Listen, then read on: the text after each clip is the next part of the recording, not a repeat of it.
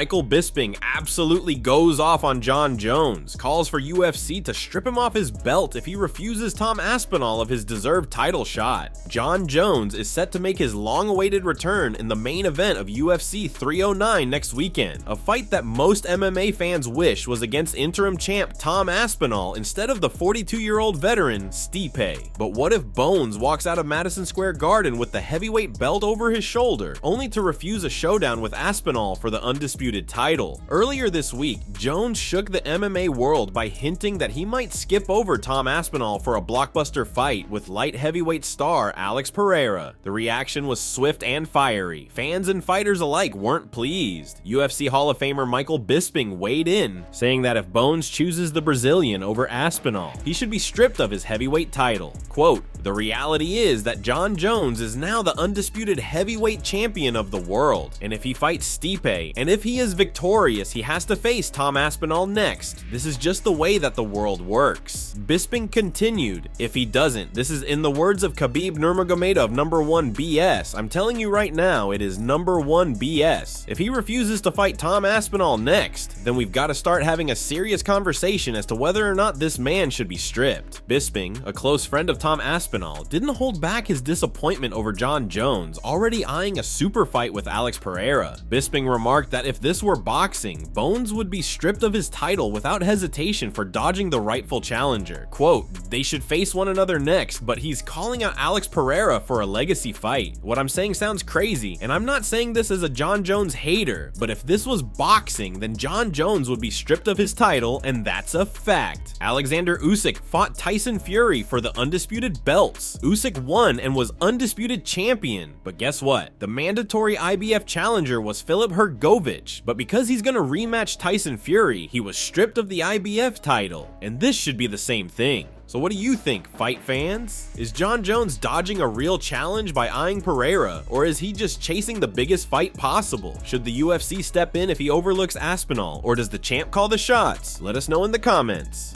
On an episode of Good Guy Bad Guy, Chael Sonnen, who is a close friend of UFC CEO Dana White, broke the big news, claiming that neither Pereira nor Aspinall will get the winner of next Saturday's main event. Rather, they'll have to fight each other first. I have always believed and always maintained that Pereira's next fight will be against Aspinall, and it'll be for the interim title. I even believe I know when it's going to be. I believe it's going to be mid-January in California. Now, before I go any further with that, Ankalaev and what's going to happen later in the year in December, Ankalaev getting in there with Pereira would of course throw a wrench in that, but I'm like an accountant, right? I'm only as good as the information that I have at the time. I do believe there's going to be a panning to both of those guys. I believe there's going to be a conversation, but not because they're next for the winner of Jones-Stipe. I think they're going to find a way to get those two together, and the winner will take on Jones and Stipe. There has to be certain outcomes. Stipe comes in, he wins this. Everything we just said is up in smoke, but I've never seen Dana White play checkers.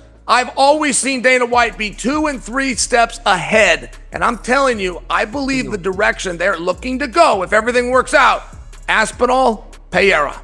Henry Cejudo and Mario Bautista got into a confrontation. The UFC bantamweight contender Bautista won a controversial decision over the former featherweight champ Jose Aldo at UFC 307. Bautista faced a lot of criticism, following a boring performance in which he held Aldo against the cage without doing any significant damage. Earlier today, Bautista approached former double champ Henry Cejudo. Roll the clip.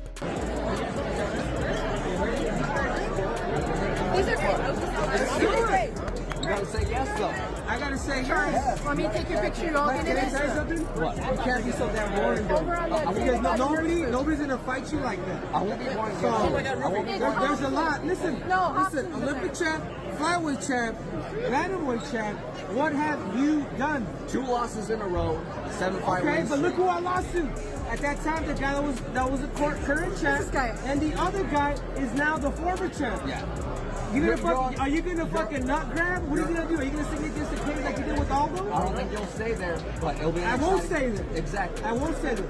I have a meeting with Hunter, and whatever Hunter wants, we can do it. Whatever Hunter wants. Yeah, whatever Hunter wants, because you know what? I want to know Valley. Of course. Of course, there's a lot of people that I want. There's a big ass fucking. Take the fight. You haven't done anything. Yeah, come on. I haven't done anything. We're stopping. Olympic champ, flyweight champ. Dricus du Plessis believes he can knock out Alex Pereira. UFC middleweight champ du Plessis has all the respect in the world for light heavyweight champ Alex Pereira, but if the UFC were to book a matchup between the two title holders, du Plessis can see a real world where he stops Pereira with strikes. If I'm talking about just the stand-up exchanges, I'm not fighting a kickboxing fight, I'm fighting an MMA fight, DDP told Submission Radio. And in a kickboxing fight, you need to be able to land combos. You need to land massive punches the whole time. Get a guy rocked. You get an 8 count. You have all those variables. Where in MMA, I don't care who you are. If I catch you clean with those small gloves, you're going to go down and I am going to catch you eventually. The South African champion understands he has his work cut out for him, but after watching Pereira's win over Roundtree, du Plessis saw some things he could capitalize on. Quote, now I said it with Izzy. He said I'm too slow, I wouldn't be able to catch him. Well, yeah. I made a post recently saying maybe it's not pretty, but damn, it's effective because I will catch you eventually. And then it's a whole different story because I'm not engaging in a kickboxing fight. I'm punching and I'm kicking, but it's not a kickboxing fight. It's an MMA fight, and when I put those together, it's a different fight. So I honestly believe that with a guy like Alex Pereira, he has power. I have a lot of power too. The man is, yeah, he has crisp striking. His striking is incredible. That's why he has the kickboxing resume. But we saw with the Khalil Roundtree fight, we saw a lot of things that Roundtree had a lot of success with in those first 2 rounds. He really did.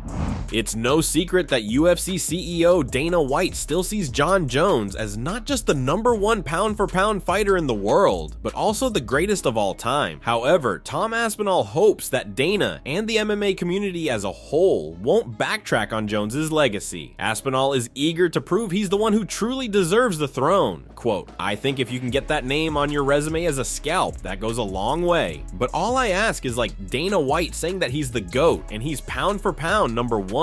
If I fight Jon Jones and beat him, he still has to be pound for pound. You can't start saying he's old then. You can't say he's past it or he's over, blah, blah, blah. You can't do that if he's the pound for pound GOAT or whatever. Keep that same energy when I beat him. That's what I ask. Even though I want to fight the guy, I've never once disrespected Jon Jones, and what's he done in his career? Maybe I did accuse him of being on PEDs, which is a fact. That's the truth. It's hard to not respect that legacy apart from the PEDs. I think he's a strange and unpredictable guy, and I don't think anybody really knows what he wants. Thanks for watching, and don't forget to subscribe for daily MMA news.